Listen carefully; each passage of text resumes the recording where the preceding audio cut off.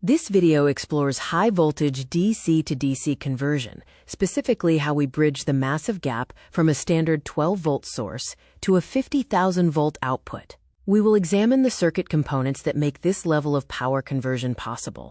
Power sources and loads are rarely a perfect match. A 12-volt battery cannot power a 5-volt smartphone or a 50-kilovolt X-ray tube directly. Trying to force such a connection would simply waste energy as extreme heat. Switching converters solve this mismatch. They work by temporarily storing energy and releasing it at a different voltage.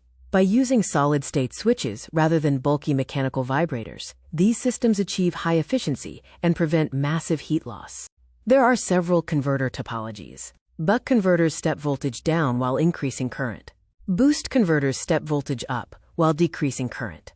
Bidirectional converters, or buck-boost topologies, allow power to move in both directions, which is essential for applications like electric vehicle regenerative braking. In a buck converter, the switch is placed before the inductor. By rapidly turning the current on and off, the circuit increases the output current while effectively reducing the output voltage, replacing inefficient, wasteful linear regulators. Boost converters increase voltage. Here, the switch is located after the inductor.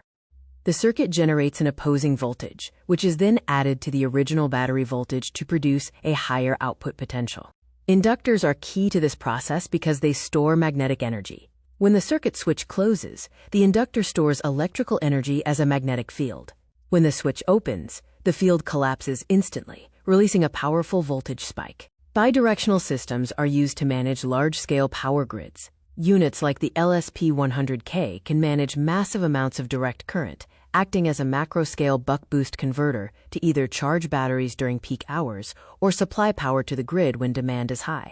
Reaching 50,000 volts from a 12-volt source is an extreme challenge that requires a complex, 5-step mechanism. This system must transform, multiply, and stabilize the current to achieve such a massive increase in voltage.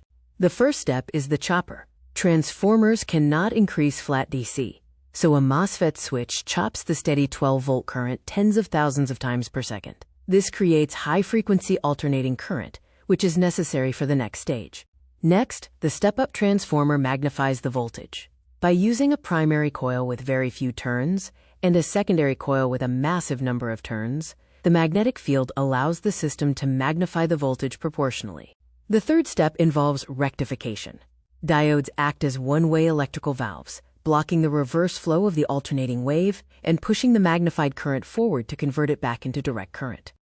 To avoid a massive, space-consuming transformer, the circuit uses a Cockcroft-Walton voltage multiplier. This ladder of capacitors and diodes accumulates voltage peaks stage by stage to achieve that final 50,000-volt output. The final stage uses capacitors to smooth the output. The multiplied voltage contains electrical ripples, but capacitors act as an electronic reservoir, releasing stored charge to fill in the gaps and provide a steady, continuous output. In summary, the complete system uses a chopper, a step-up transformer, a rectifier, a multiplier ladder, and a smoothing capacitor. Together, these components work to transform a low-voltage battery into a powerful, steady 50,000-volt output.